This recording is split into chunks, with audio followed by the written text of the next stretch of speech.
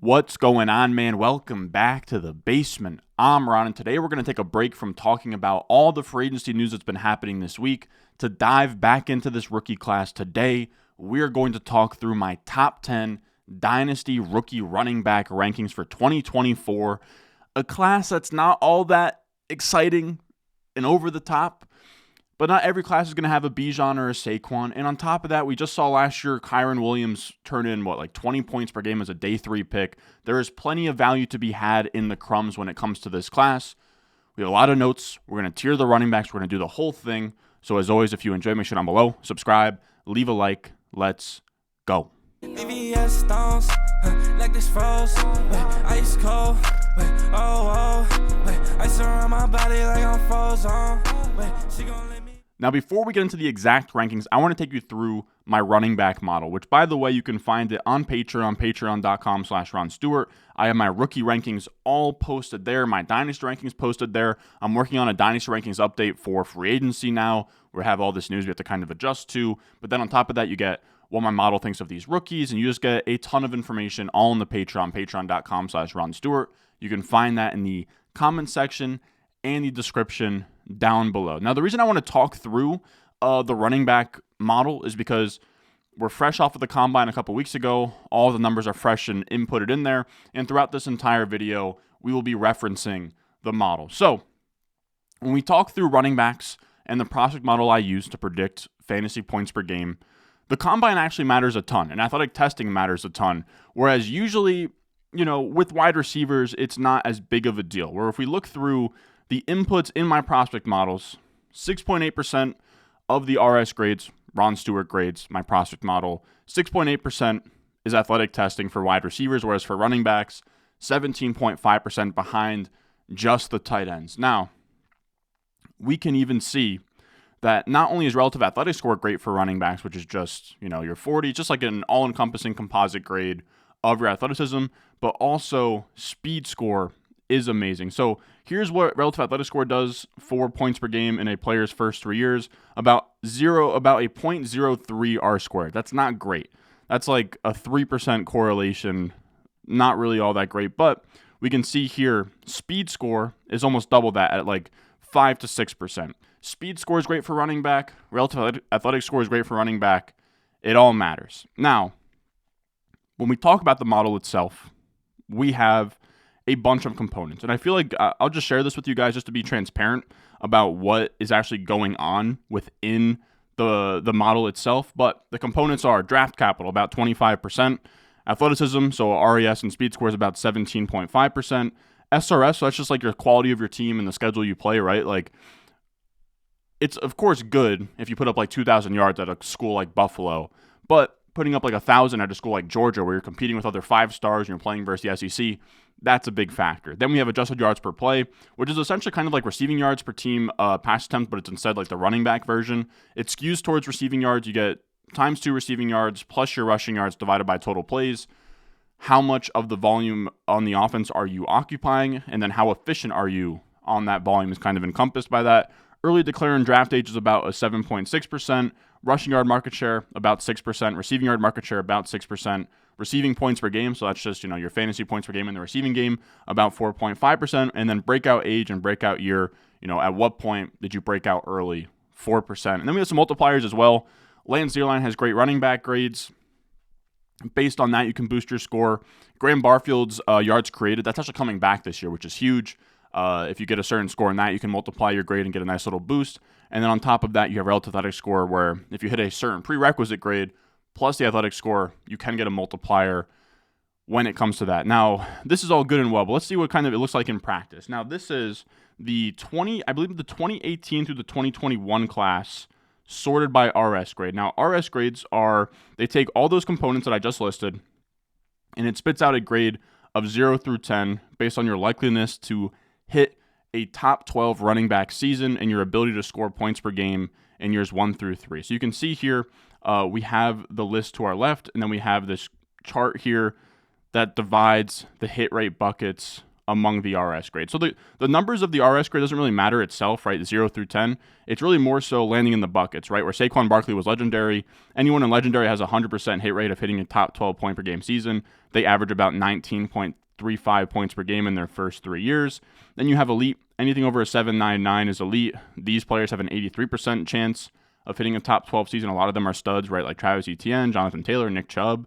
Then you have gold. More of a coin flip at 47%, then silver 15%, bronze 7%. You can sort of see it's a sharp fall off from there. Now, that is all good and well. Again, you can find all of those for every class dating back to 2007. My RS grades for quarterback, running back, wide receiver, tight end, all on the Patreon. Now, that's all good and well, but does it beat draft capital is always the question at the end of the day. Because, your model can be great no matter what, but it has to be draft capital, or else you might as well defer to the NFL. And indeed it does, right? If we look on the right-hand side, that's running back draft pick versus year 1 through 3 points per game, which is, of course, what we're solving for here. We want production early so then we can accrue dynasty value, flip them later. About a 0.38 R-squared to points per game in years 1 through 3. For draft pick, for RS grade, it's about 0.558, which is pretty sizably bigger than 0.383 with what we get in draft capital. So the RS grade model, pretty damn good. Now, let's get to the tier list, what you guys have all been waiting for. I'll make sure I have timestamps across the bottom so you guys can just skip around. Let's talk about the players now. So I will say I have them split up into tiers. We really are just hoping for players to hit good draft capital, especially at running back, where so much is based off of opportunity, which is based off of draft capital. And you can see here now, first round running backs average about 13 points per game in their first 3 seasons. Rounds 2 and 3, so day 2 picks, about 9 points per game through their first 3. Then picks 4, 5 is about like 5.5. 6, 7, about 3.4. So you really want to get in that day 2 sweet spot because there's a pretty big fall off to round 4 and beyond. So that's kind of what we're doing with these tiers here, where these are the running backs I feel are pretty much locks to go day 2, which is round 2 or 3. Then I have a tier of running backs that are about 50-50 chance to go day 2. Then we have day 2 long shots, and then guys that they don't really have a hope of day 2, but are still fun flyers I'm taking in this running back class. Now, our first running back on this list, and a running back I believe has cemented himself to be a day 2 pick, is Trey Benson out of Florida State. He came out here, he murdered the combine. I'm not calling him Breece Hall because Breece Hall had a much better production profile, but as an athlete, very similar. Both right around that 5'11", 6 foot, 216, 217 pound area, 4.39 speed. I will say Breece Hall had a 40-inch vertical to Trey Benson's 33.5-inch vertical, which is really low, especially for that 10-foot broad jump. But still, in terms of straight line speed, size speed type specimens, Trey Benson is a monster. And the best part is that the long speed shows up in the numbers. When we look at percentage of runs that went for 15% or more in a player, or 15 yards or more in a player's career, 11.7% of his runs went for 15 yards or more, third best in the class, which is amazing. Now, on top of that, he has this straight line speed, he has this breakaway ability, but he's also super shifty, where if we look through the best missed tackles forced per touch numbers in my entire database. I took a bunch of time a couple weeks ago to, log all this data. Since 2016, I took into account missed tackles forced per touch, breakaway runs, all of that good stuff. And in the entire database since 2016, he's behind just Antonio Gibson at 39.08% missed tackles forced per touch. Now, I will say Antonio Gibson played wide receiver in college, so his volume was much lower. So to me, that's really impressive by Trey Benson. And you can see as well, right after him is Javonte Williams and Bijan Robinson. Javonte sadly had the ACL tear early in his career, but still a monster at avoiding tackles. Same thing with Bijan Robinson. So he's a really exciting profile. Now, the questions with him comes down to volume. That's really his biggest issue. He has the wiggle, he has the breakaway speed, but he was never a bell cow back in college. I believe he never had a 1,000-yard rushing season at Florida State. They were good last year, but they, of course they've had the Dalvin Cooks and the Cam Akers of the past. Maybe somebody on the Devy community can prove me wrong, but they don't really have a stacked running back room, and he could still never become this bell cow workhorse type running back. Now, on top of that, we have, I want to double check that. I want to make sure I'm not talking on my ass there. Trey Benson's college stats. I believe he never had a 1,000-yard rushing season. Yeah, he never did. He had 990 in 13 games in 2022. That's the closest that he ever got. And you can see that kind of shows up. This is that adjusted yards per team play metric I was talking about, where it takes into account your receiving times 2 plus your rushing. And when you compare him to the other Florida State running backs that were studs coming out, below Cam Akers, below Dalvin Cook, and on top of that, he's not an early declare. So that's kind of the biggest dirt on him. And on top of that, you're going to get not a ton of receiving production. I put together each player's receiving points per game in this class. Trey Benson for his career was 2.68. His receiving fantasy points per game per snap were a little bit better, which tells us that he can catch the ball. But again, it was a matter of not being a workhorse where he's just like dominating the snaps. But he is, when he's out there, he is catching passes. So I think that 2.68 is a little bit unfair to him. But he's, of course, not going to be a guy who catches like 50 ball, or I'll say more like 60, 70 balls in the NFL. I think 50 is kind of where his ceiling would be based on his college numbers. So it's tough. It shows the weakness of the class that he's the RB1, and I kind of have to show some ugliness to his profile, but he is fun. I think that he's a fine day 2 running back prospect. He lands in the right spot, and he's fine. Like, he's probably in the same quality in terms of prospect as a guy like Zach Charbonnet last year, right? Like, he's not perfect, but he's a guy who can find himself in a nice role. He has the size, he has the athleticism, he has everything we really want besides the production. But you can kind of sell yourself on him having a bigger role in the NFL. It wouldn't be all that shocking. We saw Dameon Pierce wasn't good this year, but his rookie year, we saw him go from a committee back in Florida to becoming the number 1 back for an NFL team. Then our number 2 running back is interesting here. We have Jonathan Brooks out of Texas. I'll say Trey Benson's out of Florida State as well. I do want to make sure I'm saying the school because these guys are much lesser known than the wide receivers. And Jonathan Brooks is the toughest eval. You could very much make a case for him to be RB1, but he tore his ACL, which is freaking brutal. He tore his ACL early in the season, or not early in the season, kind of towards the end of Texas's run, maybe after like 8 or 9 games. Brooks, entering the NFL draft after 3 seasons at Texas, injured his ACL in November to end a highly productive junior season campaign.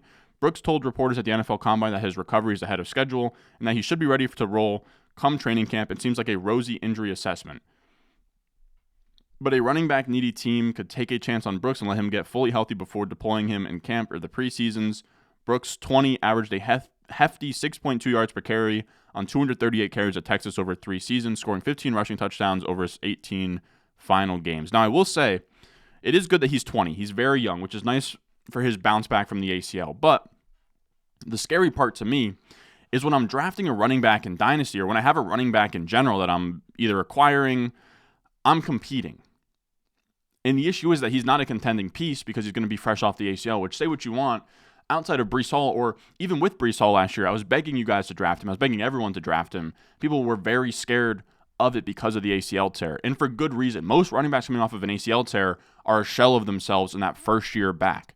That's the issue with Jonathan Brooks. He's not going to be himself. He's going to be a rookie, so he's going to be behind in camp. He's going to come in. We don't know if he's going to be on the PUP. We don't know what's going to happen. It's tough to really expect him to be himself in that first year. He might still be productive, but he's essentially a guy you're drafting that you're not really expecting him to be the player you drafted until his second year. Now, again, he's young. He's only 20, so that's a little bit not as terrible, where you can kind of sell yourself on him being like 21 next season, being his full potential. But it's tough because we kind of want players to, especially running backs, to produce early, gain value early, and you're kind of cutting yourself off from that.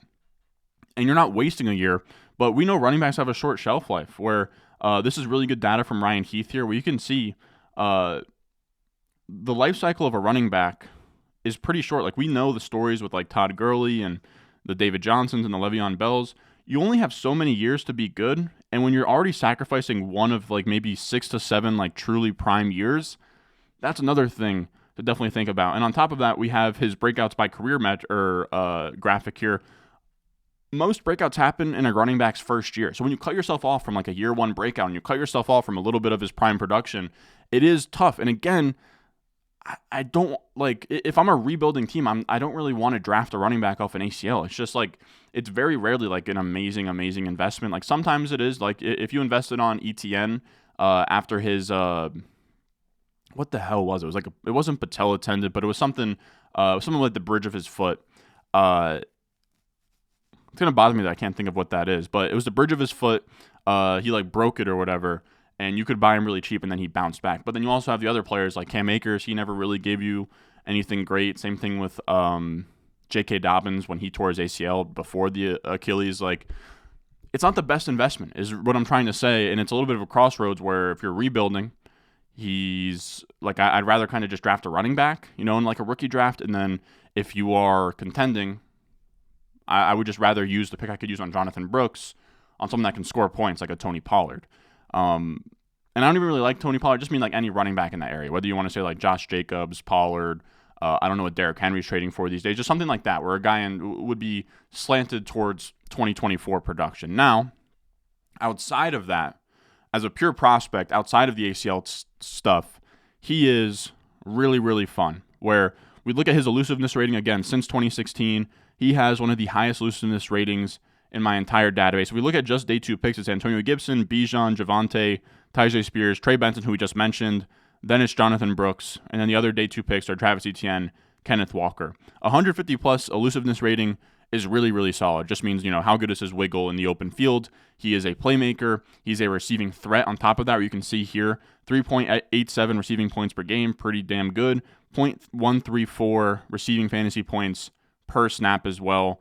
Right in that, like Ramondre, Bijan, Javonte, all guys who can catch passes as running backs. He fits right in. Now, I will say, he weighed in at 216 pounds. A lot of people seem to think that he put on weight in his recovery, and that's like an inflated weight, and that he usually plays more at like 205. I tend to agree. I wouldn't really pull up 216 and be like, yeah, he's going to be the same size as like a Bijan Robinson. That's just not the case. To me, he's more of like your Aaron Jones, Tyjae Spears, efficiency space back. I'd be treating him as that. He's not someone that's going to handle 20 touches per game, but he is somebody where that's really what I would say if James Cook would hate to see if James Cook tore his ACL before getting into the NFL. That's how you should kind of view Jonathan Brooks value-wise. I don't know what you would pay for that. If he gets drafted to the Chiefs and he's like a back-end first-round pick, he'll be on none of my dynasty rosters. But if you can get him like a mid-second, he's probably fine in that area. Now, a big reason to be in on him is it seems like he's the favorite to be one of the first running backs drafted. You can see here, it's Trey Benson, it's Jonathan Brooks. You have some other names in there like Blake Corum, Braelon Allen, but they are the top 2 right now, which is why I have them as locks to go in the second round. Now, I will say he has good production as well. Like we can see here next to Trey Benson, first 2 years he didn't really do much, but I think he has a more than valid excuse that he was behind not only Bijan Robinson, but then also Roschon Johnson, and then possibly Keontae Ingram as well in that first year. But I'm not sure. I'm going to say not Keontae Ingram. That's my bad, but I could be wrong there. Regardless, Texas is always going to have a stable of running backs. I wouldn't hold it against him. And then in that third year, way above the dotted line we're looking for. So production, again, everything checks out besides the ACL. Now, moving on from that, we have our running back 3 in our next tier of guys that I think are like, they'll probably make it to day 2, but we're not sure. I would probably set the over-under of like 3.5 of running backs drafted on day 2, which is still not like a terrible number. And at number 3, we have Jaylen Wright. He is Lance Zierlein's darling, which, by the way, Lance Zierlein's grades are amazing. Jaylen Wright was a guy who was like, until the NFL Combine, he was like an under-the-radar flyer, and Lance Zierlein has had him as his RB2 the entire time. Now, you might be like, Ron, who the hell is Lance Zierlein? He's somebody that we've talked about on the channel a ton. I've tried to have him on a couple times, but he's a busy guy, so I'll give him that. But his RB grades are amazing. We look at, this is from David Zack, a Twitter account out there. Draft pick has a .632 correlation to points per game. The NFL.com grade, now that's like negative, but that's because like pick 1 is better than pick 238, right? The lower the number, the better, so it's negatively correlated. And then NFL.com grade, .638. So his running back grade is actually as strong, if not stronger, than draft capital, and these grades come out before the draft. So that is super impressive. His grades are great for predicting fantasy production and predicting draft capital. Jaylen Wright being number 2 there is really good for his prospects to get drafted highly and be a good player. Now, when we talk about Jaylen Wright, you have to start with what he did at the Combine. He absolutely killed it. He crushed it. He went out there and he ran a 4.38 at 210 pounds, 5'10", 38-inch vertical, 11-foot broad jump, 9.8 RAS score, pretty much means 98th percentile athlete. Now, Miles Sanders was about 10th slower, but he's my comp for Jaylen Wright, where he's a space back, probably never going to be a true bell cow, but can hit some efficiency ceilings, give you some top 24 seasons, and do it, in an efficient space back, like 15 touch sort of way. Like, we just sort of talked about with Jonathan Brooks of being like a James Cook type efficiency back. Jaylen Wright, similar guy to me. Now, he's almost like stunningly similar to Miles Sanders, where if we look at the PFF metrics of like missed tackles forced per touch, yards after contact per attempt, carries of 10 plus yards, carries of 15 plus yards, elusiveness rating, receiving fantasy points per snap, receiving points per game, and then also Lance Zierlein grade at the end there. And when you just saw that was actually an updated. Lance must have done like a post-combine update and bumped Jaylen Wright to a 6.33. So you can bump Jaylen Wright in this graphic to a 6.33, and it's almost like stunningly similar. Like very efficient runners, wiggle, some breakaway speed, not great catchers of the football, and Lance has him about like a 6.3. So, and then on top, like you can even add to the Miles Sanders comp. We look at adjusted yards per team play, very, very similar as well. I'm trying to think of like the Tennessee running backs last 2 years. Miles Sanders had a much better excuse of Saquon being ahead of him in year 1 and 2 at Penn State. For Jaylen Wright out of Tennessee, I can't think of anybody off the top of my head. I want to say they had like a highly recruited guy like John Emery. I can't think of a Tennessee back that's been drafted in the last 2 years. Maybe, yeah, I don't have a name. So he doesn't really have as good of an excuse. But you can see, like similar guy to Miles Sanders, probably not a true bell cow, but could be a lead back and put up like a, Miles Sanders. I want to say Miles Sanders had like a 1,200 rush yard season or 1,300 rush yard season with the Eagles. I could definitely see Jaylen Wright being that for one of these top teams. But I will say, on top of the production not being great, another blemish on his profile that I think Hayden Winks outlined beautifully on UnderdogNetwork.com. Hayden drops like gems of articles on there. It's not pushed a ton by Underdog, but definitely check it out if you're looking for good reads on there. He broke down Jaylen Wright here, and I thought it's worth mentioning because the Tennessee offense is very weird. We saw what Jalen Hyatt last year, and he touches it here. Jaylen Wright, he's like the Jalen Hyatt of this year's RB class because the Vols offense is so unique. Wright routinely faced light boxes, yet ran up the middle against them, leading to multiple explosive runs at 7.4 yards per carry. In fact, only 18% of his carries came with 7 or more defenders in the box, compared to 26% with 5 or fewer.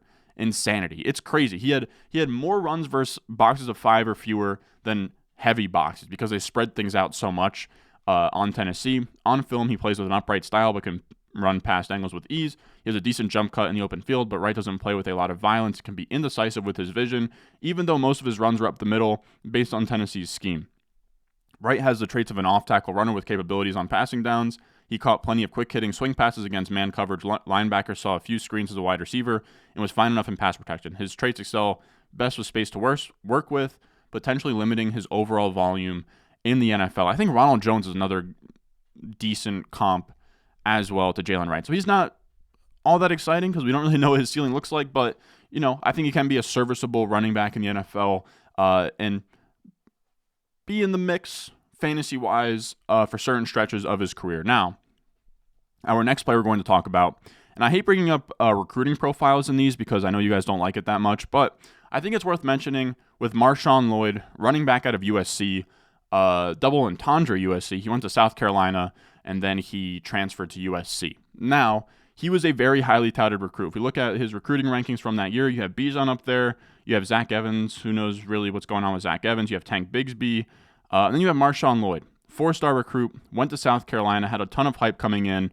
and then he tears his ACL in year 1. So you can see here, the freshman year, he redshirts, and then he's also another one of these guys that was never a bell cow, super efficient though, but he doesn't have a year with like 1,000 rushing yards or anything super, super dominant. I will say that 2021 season you can kind of put an asterisk on because, like we talked about, first year post ACL, you're not going to be yourself. But those final 2 years, he was super efficient, super explosive, was never a bell cow. But again, we're in a spot with these running backs, we're not really going to have a lot of bell cow looking profiles. Now, when we go into what Marshawn LLoyd is, he has the explosiveness and then he has the size and speed. He is very fun. He is 220 pounds. He's 5'8".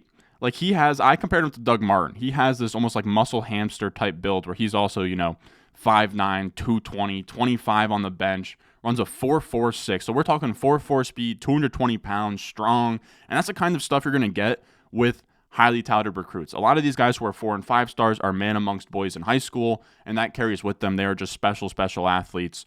And that is what Marshawn LLoyd is, this like compact, explosive running back.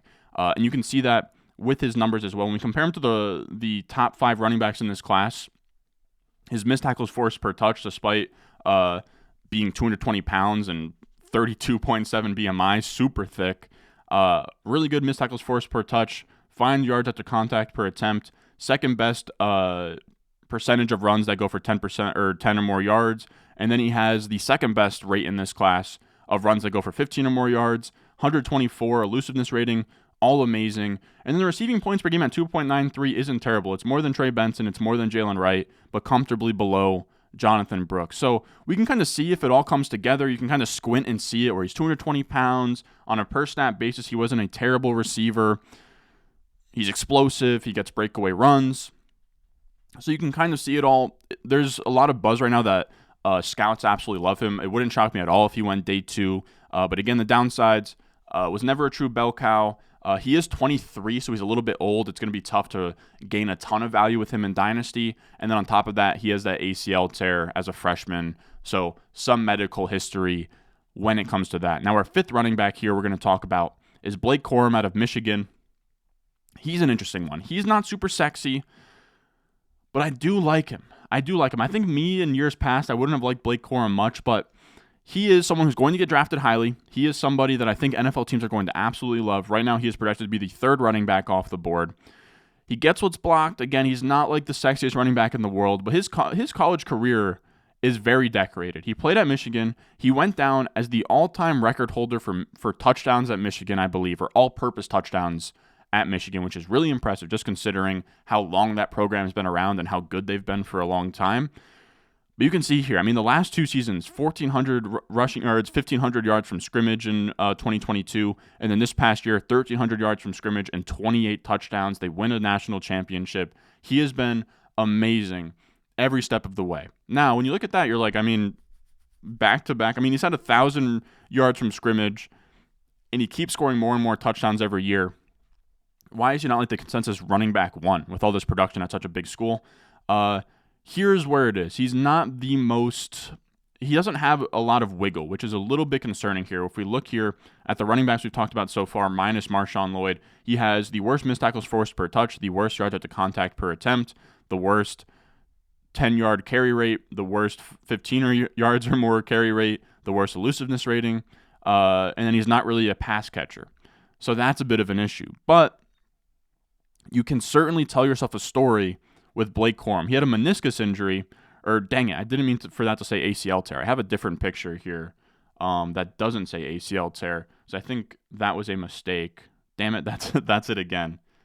This is it here, I believe. It should be. Yeah, there we go, knee injury. He tore his meniscus, not ACL. That's my bad on that graphic. But you can tell yourself this story, and it's something that Noah More Parties, Noah Hills on Twitter, that he's been sort of saying here and banging the drum on with Blake Corum is it's very impressive. Like, again, when you look at those numbers, he came off of a meniscus tear and put up 1,300 yards from scrimmage and 28 touchdowns. That's pretty bonkers. But then you look at the efficiency, it's not great, but if you split up the efficiency, he still had the production, but the efficiency fell off. Where in his first 2 years, we're seeing 5.9 yards per carry, 6.6. 2023, after the knee injury, 4.8. PFF rushing grade, that went down. Yards with the contact per attempt, that went down. Missed tackles forced per attempt, way down. Explosive rush percentage, way down. Elusiveness rating, way down. So the idea here, and I've talked to a couple of the injury analysts on Twitter, that you can expect, like we just saw, or like we see a lot of the times with these ACL tears, is that first year back, they're a shell of themselves, and then that next season, they fully bounce back, and it's not really much of an issue. That's pretty much the expectation with Blake Corum. So that's kind of what it comes down to with him. Like, do you think he can return to that 2022 and 2021 form? Because that's a special player. That's a lot of wiggle, a lot of burst, a lot of explosion.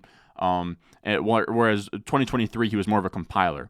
I tend to be on the side that he should have a bounce back to, like 80% of what he was before the knee injury. And to me, That's super exciting. Now, the other part of why he's not, the top running back in this class is that he's on the smaller side. He came in at the combine. I compared him to Devontae Freeman. He came in 5'7", 205 pounds. So that's like a small, thick running back. And here is in my database all running backs that are, I believe, I want to say this is 5'9". No, this is 5'8" and shorter in my database here. These are the best ones you got. Ray Rice, Devin Achane, Justin Forsett, Chris Thompson, Clyde Edwards-Helaire, Tariq Cohen, Dion Lewis. And then like a bunch of Michael James, Devin Singletary, Dree Archer, Michael Carter, Anthony McFarland. Like, it's not the best list, and that's the scary part. A lot of running backs that look like Blake Corum don't pan out because of their size, but a lot of them don't get drafted highly, and I think Blake Corum will get drafted on day 2. And on top of that, he's a much better athlete than a guy like Devontae Freeman, where he ran a 4.53, 27 reps on the bench press, so he's strong as hell. And then also those agility times are huge, man. That's like 90th percentile shuttle score, 94th percentile, 95th percentile, 3-cone. That is really good. He's great in the short area. He's explosive. He's fast. The more I talk about him and the more I look at his numbers, the more I like him. The biggest issue with him is he turns 24 in November. Unless if he's Kyren Williams, there's almost no way that he ever becomes like a top 5 or, a top 3 startup round pick or like a top 5 running back in Dynasty. You're essentially drafting him, hoping for like a year or 2 or 3 of production, but he's never really going to have that other side of his value that's predicated on him being like young and ascending. It's always going to be on his production, and he'll probably always be stuck in like the RB2s of Dynasty for that reason, but he does seem like the best bet to be super pro ready day 1. He has a high floor because he has arguably the best vision in the class. I think a lot of the scouts would tell you that.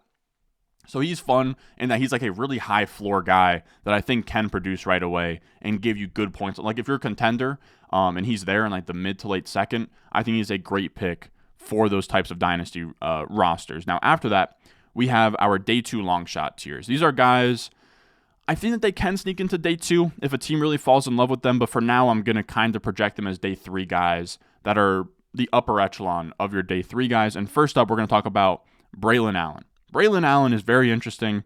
He is 20 years old, pretty much on the dot. He turned 20 January 20th. He's a 2004 birthday. That is ridiculous. He won't be 21 until after the NFL season is like pretty much wrapping up, like conference championship week. So that is crazy. Now, he also has production. On top of being super young, he broke out as like a 17-year-old at Wisconsin, where if we look at his rushing yard market share, so this is just his rushing because his receiving is a little bit of the issue here, but you can see like year 1 blows everyone out of the water, year 2 blows everyone out of the water, and then falls back down to earth in year 3. That's another concern. Early production for sure, a little bit of a down year in his final year at Wisconsin. But he is an analytics darling. He is also 235 pounds. So he is massive. Here is every running back with over a 235-pound weigh-in at the combine. You get some freaks, man. You get Derrick Henry, Le'Veon Bell, Saquon, Fournette, James Conner, Carlos Hyde, Najee Harris, Jordan Howard, Ramondre Stevenson, Jonathan Stewart, Jeremy Hill. I think Jeremy Hill is a pretty good comp for him. And then on top of that, his draft age is 20, which I believe is the youngest on this list. He broke out at age 17, and he weighed in at 235 pounds. So that's all really exciting. Now, the issue that comes down to it with him is this stuff. You can see missed tackles forced per touch here across all of these running backs, not great. Yards after contact, he's much better at, but then the breakaway stuff of like 10 or more yards, not great. 15 or more yards, pedestrian. Elusiveness rating, pretty low. Receiving fantasy points per snap, not great, but he did have a 3.32 receiving points per game in his career, which is only behind Jonathan Brooks, and he did have 28 catches in his final season. So there is some pass catching upside. The advanced metrics aren't great. There's a lot of film guys that don't really even like Braelon Allen. So he's very much an analytics darling where he is super young, production is there, but there's a little bit of a concern of like, he's probably not a special running back. He could just be, he's kind of like an A.J. Dillon clone, which like A.J. Dillon hasn't really done much in the fantasy space at all. So that's kind of the fear with Braelon Allen out of Wisconsin. Now, at 235 pounds, if he was to run like a 4.5 40, his speed score would probably take him up to this area. Right now, he's a bronze prospect in the RS grades. It'd probably take him up to being like a silver, even a gold, if he crushed his speed score. The issue is, and it's another negative on his profile, is he had his pro day today. I literally waited. I was going to record this yesterday. I waited today praying that Braelon Allen was going to demolish his 40.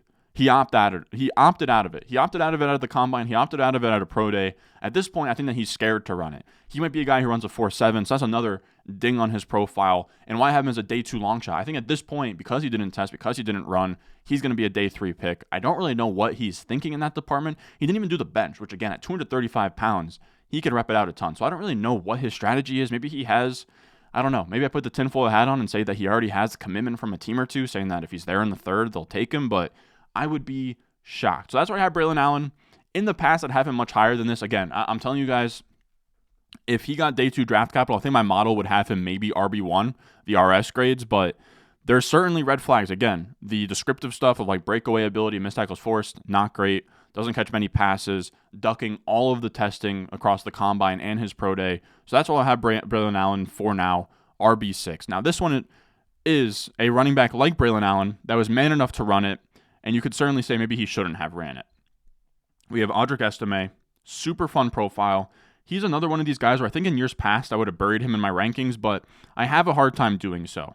He is 5'11", 221 pounds, 23 reps on the bench, super explosive, 38-inch vertical for 220 pounds is crazy, 10-foot broad, and then he runs a 4.7 40, which is brutal, and that's going to tank his stock. Before his 4.7, I would have had him in this area, but when you get a 4.7, you're now RB7.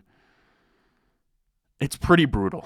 When we look at the running backs in my database that ran a 4.65 or slower, because you can't even really find 4.7s or slower, man. Like when you look at 4.7s or slower, it's like maybe 6 or 7 running backs that have been drafted in the past. But looking at like Josh Jacobs, Kyron Williams, James Conner, Theo Riddick, Stephen Ridley, Sean Green, Rex Burkhead. It's not a great list. It's an ugly list.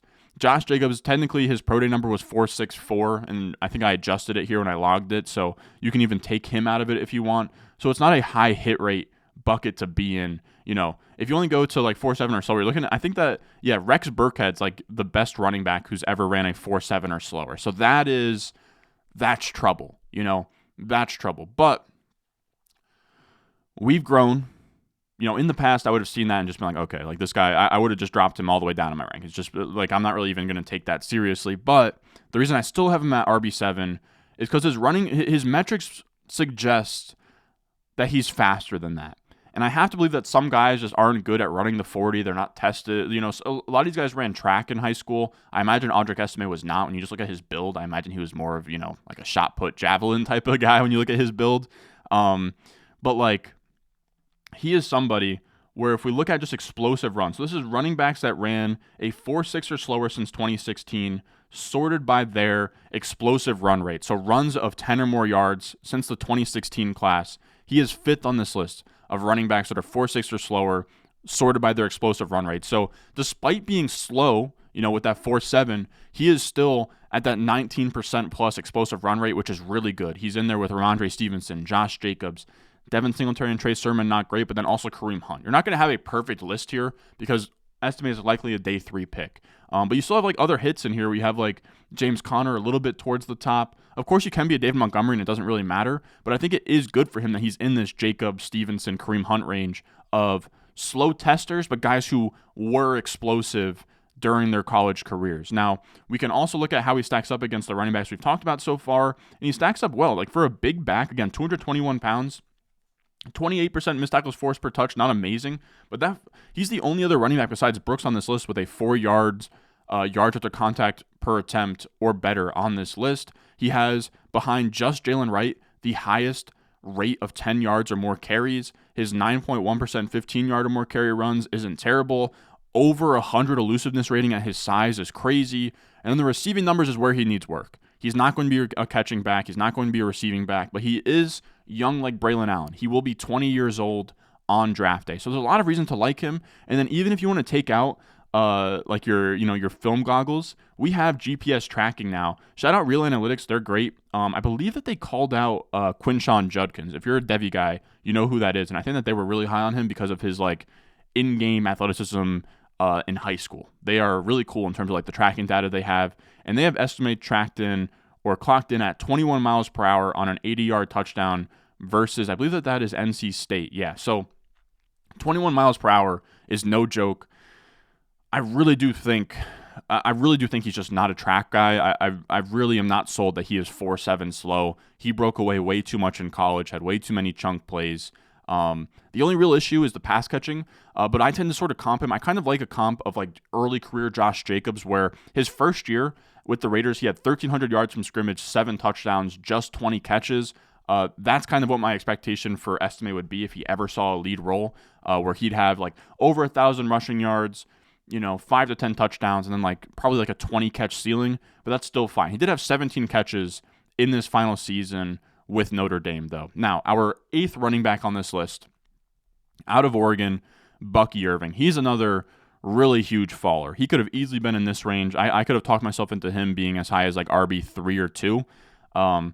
He's an amazing production profile. Same thing with Estime as well. We didn't touch on that, but Estime, when we look at adjusted yards per play, he wasn't a starter in year 1. I want to say that was with Kyron Williams.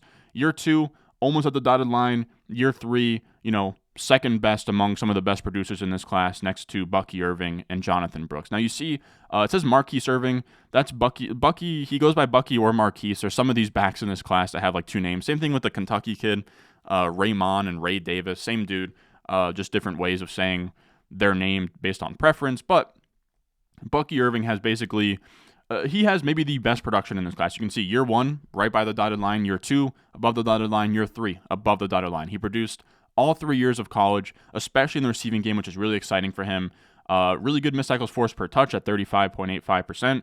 Good yards after contact per attempt. Good breakaway ability with the 10-plus yard rate and then that 15-plus yard rate.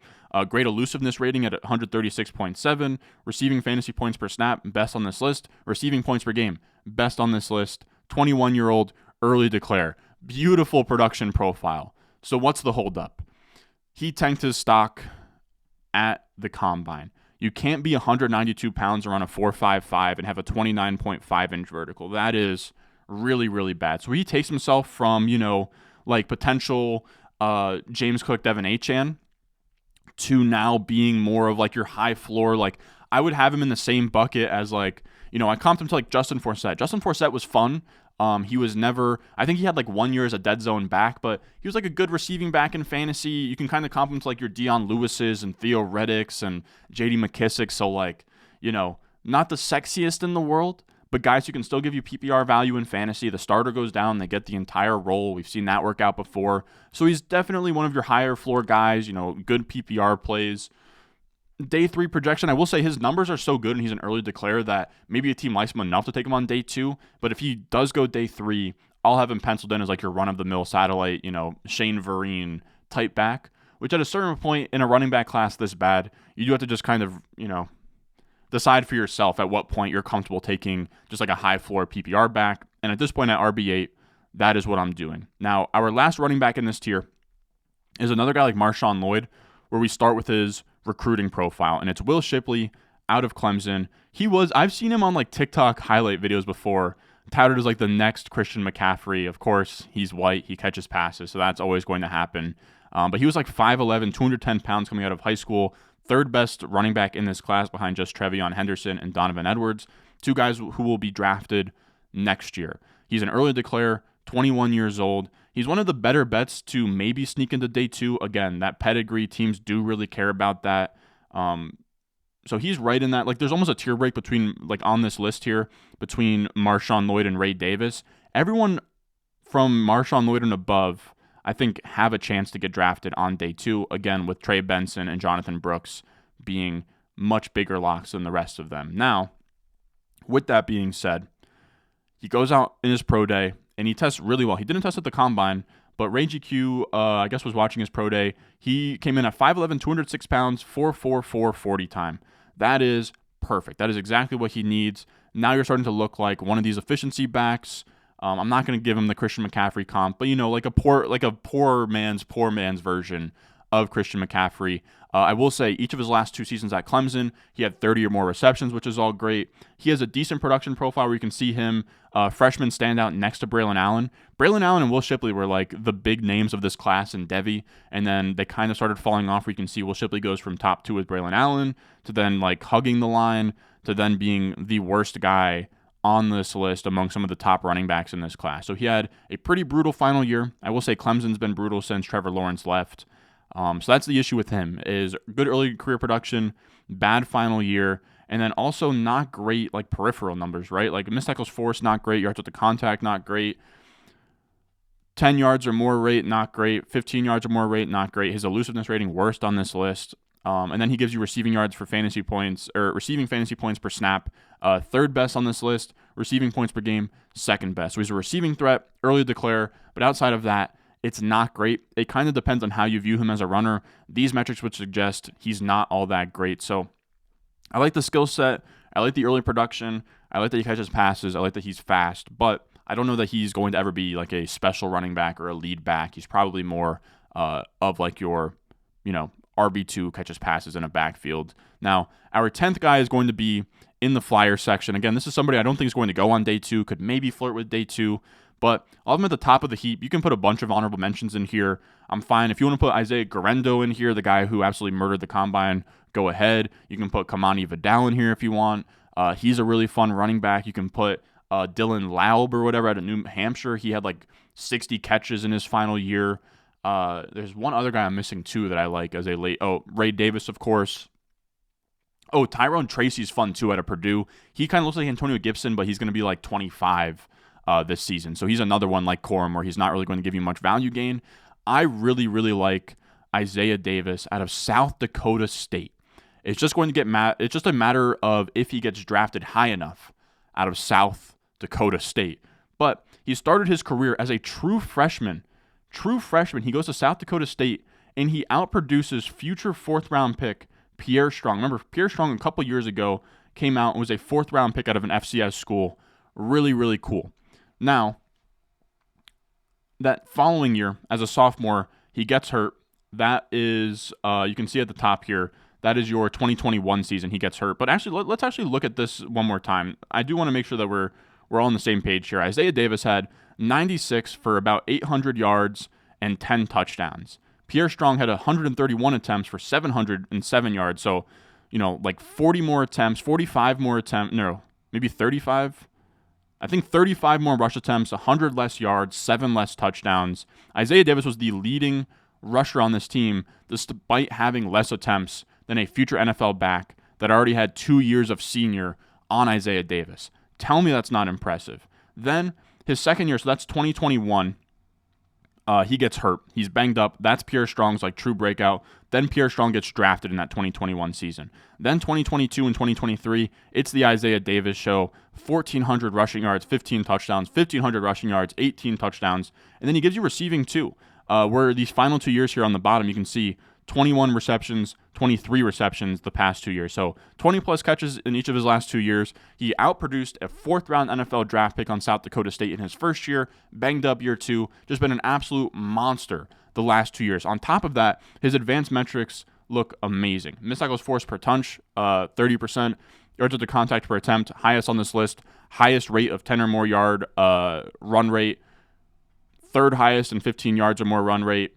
130.1 elusiveness rating. Receiving is going to be his downfall. Again, those first 2 seasons, he wasn't much of a receiver, but once Pierre Strong left, he was. And then he's also only 22 years old. So he's on the younger side of your non-early declares, guys who were seniors. He didn't have any of that COVID, red shirt year and played for 5 or 6 years. He's coming out at 22 years old. Now you can, it's very much fair to say he had the highest yards with the contact per attempt, but he played at an FCS school. Sure, but it's still good he crushed all of those, missed tackles forced and breakaway run metrics. Now, on top of that, he also just turned 22 in February, so he's like a very young 22. Now, on top of that, right, just to recap, freshman breakout, just turned 22 in February, 20 or more catches in his last 2 years. He has good wiggle, good explosive metrics. Then on top of that, he tests well. He comes out here at the combine and shows, he's an NFL athlete. He's not just a small school guy. He's 6 foot, 218 pounds, 23 reps on the bench, 4.5 speed, 34-inch verticals, pretty much fine. Coming out at a 9.01 RAS, so he's a 90th percentile athlete. Then on top of that, we have, remember, to take this whole thing full circle, beginning of the video, we talk about Lance Zierlein having really good grades that correlate to getting drafted highly. Well, if we look here, Isaiah Davis, in my entire database since 2014, becomes the highest Lance Zierlein scored running back from an FCS school. It's him, then it's Pierre Strong, then it's actually the Dylan Laub guy we talked about, then it's Chase Edmonds, Tariq Cohen, Terrence West. Honestly, just being on this list is great because if you're not even on Lance Zierlein's radar from an FCS school, you're probably not getting drafted. But there's plenty of guys here that even squeaked into day 2. Like, it wouldn't shock me if he was like a Terrence West or a David Johnson or Jerick McKinnon, and he found his way into the 3rd round. So Isaiah Davis, I am very excited about. He's my RB10 now, but if he was to go on day 2, you could talk me into putting him as high as like RB 3 or 4. I really, really like Isaiah Davis. It's just going to come down to draft capital for a guy that went to South Dakota State, but it's all there. It's all there for him. He has the NFL size and speed. He can catch passes. He outproduced a guy who made it to the NFL. Isaiah Davis, if you go home with one thing from this video, Isaiah Davis is a name to know. I will say as well, definitely Underdog has a you can draft an underdog already, the big board. I'm really only saying this because I do it myself. Isaiah Davis is on there. He's pretty much free. In like the 19th, 20th round, you can go on the big board. You can draft teams. Isaiah Davis is free 99 on there. I'm drafting him on all my teams. So make sure if you're on Underdog, if you're not already, they have fantasy drafts. You can check them out. Underdog, Fantasy, promo code Ron. I'll have a link in the description and the comment section down below. Click it. Take it Underdog Fantasy. It'll use promo code Ron, and you can get your first deposit matched up to $100 with that promo code and draft the shit out of Isaiah Davis before he gets drafted in potentially the 3rd round. Now, on top of that, I did want to reflect on this class a little bit and kind of zoom out and compare this class to the other years. And it's not great, fellas. I'll just shoot it straight with you. We did this for the wide receivers. I made a quality score, and it's based on hit rate, right? The legendary have 100%, elite about 80%, gold about 50%, silver about 20%. So 10, 8, 5, 2. If you have a legendary in your class, you get 10 points, elite 8, gold 5, silver 2, and so on and so forth. As of right now, the 2024 class is all the way at the bottom, fellas. All the way at the bottom with just 4 silvers, 0 golds, 0 elites, 0 legendaries. They joined 2014 as the only class right now that doesn't have a gold or better running back in their class. Now, what did the 2014 running back class end up being? Is that like the Bishop Sankey year? I have to think it is. I do just want to check just because there has to be some hits from this class. But this is pretty much just saying it's a brutal running back class. I hate it for us, but we're so spoiled with how great the quarterbacks and the wide receivers are that it shouldn't really matter a ton. And I think like most draft classes, we're going to get some gems in those final rounds, in the weeds, in the crumbs. We'll get some value. Don't you worry. Now I'm looking at the running backs that were in this 24. Yeah, this was Bishop Sankey, Jeremy Hill, Carlos Hyde. But like Carlos Hyde was pretty good. Jeremy Hill had a couple years there. Jerick McKinnon was great. Devontae Freeman was in that 2014 class. James White was in that class. So it's not to say that, it's a bad class, but there's still going to be producers. Like there's almost always producers. Even the 2022 class ranked pretty low on this list. What was that? That was the it wasn't the ETN class. It was that was the Breece Hall class. And we got Breece Hall from that class. So is there anybody else from that class that I'm forgetting? Was Rashad White that class? But you guys get what I'm saying. Anything is possible. But when we're sort of checking in on the value of this running back class, it is the absolute worst. But it is pretty deep. There's some fun names in there. And we're going to definitely get, some Khalil Herberts, Ramondre Stevenson, Tony Pollards that just like pop up where you draft them in the 3rd round, Kyron Williams too, and they end up producing a ton of fantasy points for you, and you can flip them for draft capital later. So don't sleep on the running backs. They're one of the easiest like flippable positions in Dynasty. But regardless, if you want access to what my RS grids are going to look like, I'm going to update them for pro days. We're going to update them after the draft. I'm going to have some rookie comps out for them. All of my prospect stuff is going to be on patreon.com/Ron Stewart. You can find in the description in the comments section down below to get all of that. My Dynasty rankings, like as soon as I upload this video, I'm going to start hammering away my post-free agency Dynasty rankings. So a lot of stuff coming on the Patreon. But if you're not interested in helping out there, It's all good. I appreciate you just watching the video. Leave a like, subscribe, and I will see y'all in the next one.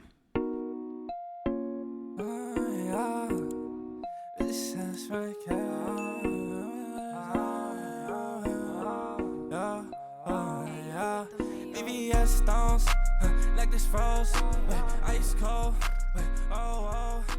ice around my body like I'm